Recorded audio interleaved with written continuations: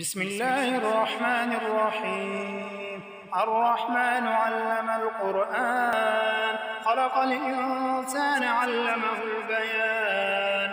الشمس والقمر بحسبان، والنجم والشجر يسجدان. والسماء رفعها ووضع الميزان ألا تطغوا في الميزان وأقيموا الوزن بالقسط ولا تخسروا الميزان. والأرض وضعها للأنام، فيها فاكهة والنخل ذات الأكمام والحب ذو العصف والريحان. فبأي آلاء ربكما تكذبان؟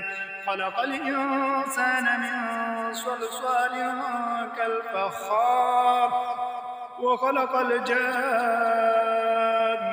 من مارج من نار. فبأي آلاء ربكما تكذبان؟ رب المشرقين ورب المغربين. فبأي آلاء ربكما تكذبان؟ مرج البحرين يلتقيان بينهما برزخ لا يبغيان. فبأي آلاء ربكما تكذبان؟ يخرج منهما اللؤلؤ والمرجان. فبأي آلاء ربكما تكذبان؟